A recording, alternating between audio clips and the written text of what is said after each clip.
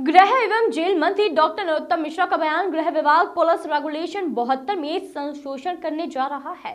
पहले एएसआई को एसआई का प्रभार दिया जाता था, लेकिन अब कांस्टेबल को हेड कांस्टेबल का दिया जाएगा प्रभार और एसआई को टीआई का प्रभार दिया जाएगा। मार्च तक मूल्य रूप से देने जा रहे हैं हम। आइए आपको भी सुनाते हैं कि और क्या कहा गृह एवं जेल मंत्री डॉक्टर नरोत्तम मिश्रा ने।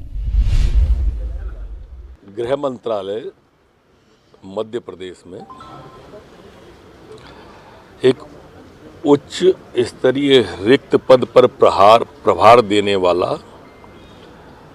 पुलिस रेगुलेशन 72 में संशोधन करने हम जा रहे हैं। अभी तक इस रेगुलेशन में एएसआई को एसआई का प्रभार दिया जाता था।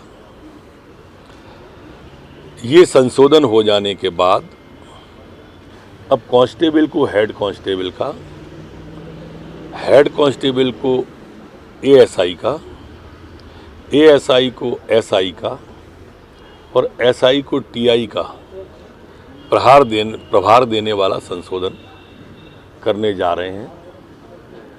इसे मार्च तक मूर्त रूप में लाने की हम कोशिश कर रहे हैं। इसी तरह से गृह विभाग में जो कोविड मेडल देना था हमको अपने पुलिस के जवानों को, उस पर भी निर्णय हो गया है और मार्च तक ये मेडल भी हम दे देंगे।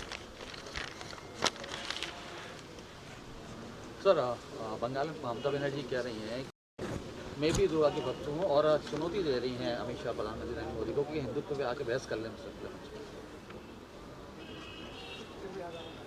देखो, ममता जी की मानसिकता अंग्रेजों वाली मानसिकता है, डिवाइड एंड रूल वाली।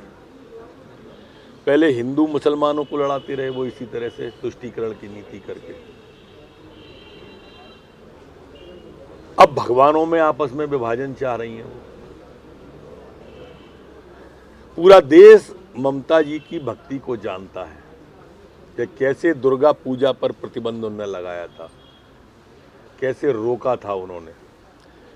एक वर्ग की संतुष्टि के लिए, तुष्टीकरण की राजनीति के लिए वो सदैव से ऐसा कहती आ रही हैं। पर उनको हिंदुत्व याद आ रहा है। इस चुनाव के वक्त इसको भी बंगाल सहित पूरा देश समझ रहा है। सर, टीएमसी को लगातार झटके लग रहे हैं। एक और मंत्री महासचिव वोट बैंक पे उनकी नज़र है और लगातार आज जो है आदिवासी क्षेत्रों में पूरे मध्य प्रदेश में देखा कि बिसाहूलाल जी को किसने मंत्री नहीं बनने दिया। सिर्फ नजर वोटों में है और ये आदिवासियों को वोट ही मानते हैं जो आप कह रहे हैं। उससे आगे बढ़े, कृपा करें वासनिक जी या उनके नेता किस तरह से शिवभान सिंह सोलंकी जी को मुख्यमंत्री नहीं बनने दिया था। ये उनको वोटर न माने, प्रदेश का नागरिक तो माने, उनके हितों की बात तो करें। 15 महीने में क्या किया इनने उनके हित के लिए? जब ये पूछते हैं तो शून्य हो जाते हैं, हमसे बातें करने लगते हैं। अपने कार्यकाल की उपलब्धि बताओ और बात करो तो समझ आती है। सर, कमलनाथ जी जी साथ में अगर हम देखें तो मध्य प्रदेश और पूरे देश में लगभग 12 जिले जो है मध्य प्रदेश में जो है 100 में से 12 शहर जो है पूरे देश में आ रहे हैं। निश्चित रूप से ये चिंता का विषय है। सरकार तेजी से इस दिशा में काम कर रही है। पिछले 15 महीनों में दरअसल इस दिशा में कुछ हुआ नहीं। जो कुछ हमने किया था वो सब लीप पोत के चले गई कमलनाथ की सरकार। मुख्यमंत्री के जो निर्णय होना थे वो मुख्यमंत्री स्तर पर निर्णय हुए नहीं और इसलिए अब हमने उस दिशा में तेजी से कदम बढ़ाने का तय किया है।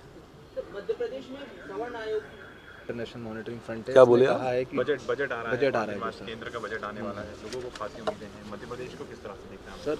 आईएमएफ ने कहा है कि मोदी सरकार के राज में अर्थव्यवस्था सुधर रही है और आंकड़ों में बढ़ोतरी होगी। चीन को भी पीछे छोड़ देंगे हम। लॉकडाउन के पीरियड में, कोरोना के काल में भारत की अर्थव्यवस्था, आईएमएफ अगर कहती है, वैश्विक संस्था, कि भारत की अर्थव्यवस्था सुधर रही है और भारत सुधरे हुए अर्थव्यवस्था में वैश्विक पटल पर उभर के आ रहा है, ये अपने आप में हम सब के लिए गौरव की बात है।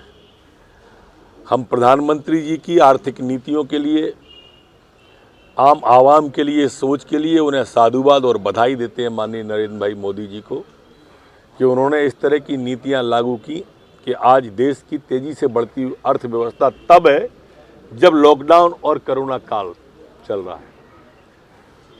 वो जो तथाकथित लोग थे जो कहते थे कि दिया जलाने से, थाली बजाने से कुछ नहीं होगा, उन्हें बता दूं कि मोदी जी दिया जलाना और थाली बजाने के साथ साथ वैक्सीन भी बना रहे थे और आज 125 देश लाइन में खड़े हैं वैक्सीन लेने के लिए और विश्व गुरु बनने के लिए भारत का एक सार्थक कदम मोदी जी ने बढ़ाया है।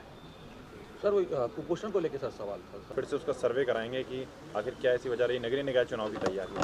सर्वे पहले भी कराया था, टिकट देने के पहले लाखन सिंह जी ने बताया था ना, सब सर्वे धरे रह गए। तब सर्वे धरे रह गए तो अब सर्वे कहाँ से चल पड़ेंगे? अभी भी रखे ही रहेंगे। ये सर्वे है, ये चिट्ठियों के माध्यम से, ये ट्विटर के माध्यम से पार्टी चला रहे हैं, तो मुझे नहीं लगता है कि कुछ होगा। सर 5 दिन बाद बजट है, देश का बजट आ रहा है। सर IMF ऐसा नहीं है, हम पहले भी बना चुके हैं। हर चीज को राजनीति से मत जोड़ो। पहले भी ये आयोग था, माननीय बालेन्द्र शुक्ल जी और वो अध्यक्ष रहे हैं उसके। कमोबेश ये भी उसी तरह का है। चुनाव को ध्यान में रखकर भारतीय जनता पार्टी कभी निर्णय नहीं लेती। 370 हटाई तब कौन सा चुनाव था? 35 से हटाई तब कौन सा चुनाव था? राम मंदिर का शिलान्यास किया तब देश में कहाँ चुनाव था? जनता की सेवा करना और विकास करना, ये दो बातों को ध्यान में रख के लेते हैं। आज ये सवर्ण आयोग का भी मुख्यमंत्री जी का ऐलान उसी को ध्यान में रख के है। सबका साथ और सबका विकास, जो प्रधानमंत्री जी का मंत्र है, उसी मंत्र की परिणति ये है। 70,000 लगभग कहा है कि देवास में कि उनकी सरकार 15 महीने में खरी नहीं उतर पाई जन अपेक्षाओं को लेकर, कांग्रेस की सरकार। दरअसल पुत्र मोह में जब जो भी राज करने वाले रहेंगे वो कभी आकांक्षाओं पे खरे नहीं उतर पाएंगे।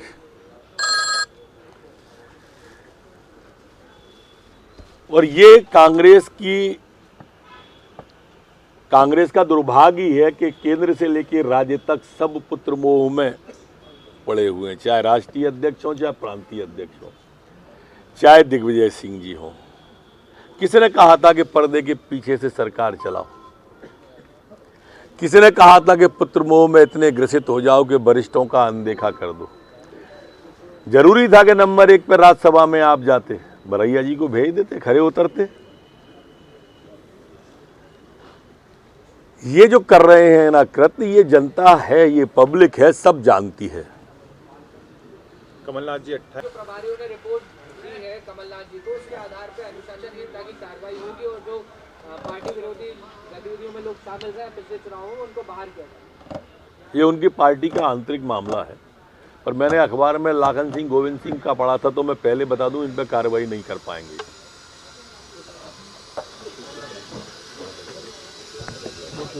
सर बंगाल दौरे पर भी जा रहे हैं आप? मैं कल से बंगाल के दौरे पर हूं, आज जाऊंगा। जहां तक झटके वाली बात है, हमारे नेता आदरणीय अमित शाह जी पहले ही कह चुके हैं कि चुनाव आते आते तक अकेली पड़ जाएंगी दीदी। ये उसी दिशा में है। अब तृणमूल कांग्रेस तिनके की तरह उड़ रही है। तिनके की तमन्ना है समुंदर में जा मिले, पर ज्वलंत सवाल ये है कि समंदर कहाँ मिले। कुछ दिनों पहले ममता बनर्जी ने जय श्री राम का विरोध भी कर दिया।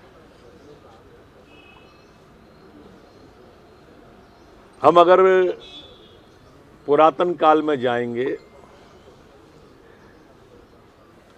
तो लंका में लोगों को जय श्री राम से आपत्ति होती थी। वैसी ही आपत्ति ममता दीदी को जय श्री राम के नारे से हो गई है। राम किसी राजनीतिक दल के थोड़ी है, राम तो रोम रोम में रमे आराध्य हैं। मुझे नहीं समझ आया, अगर वो भी मंच से बोल देती तो क्या जाता। ये साबित हो गया है कि वहां भी लंका राज ही चल रहा है अब पश्चिम बंगाल में। सर, प्रदेश प्रभारी मुकुल वासनिक आज मध्य प्रदेश के दौरे पे। Bureau report, voice of rights.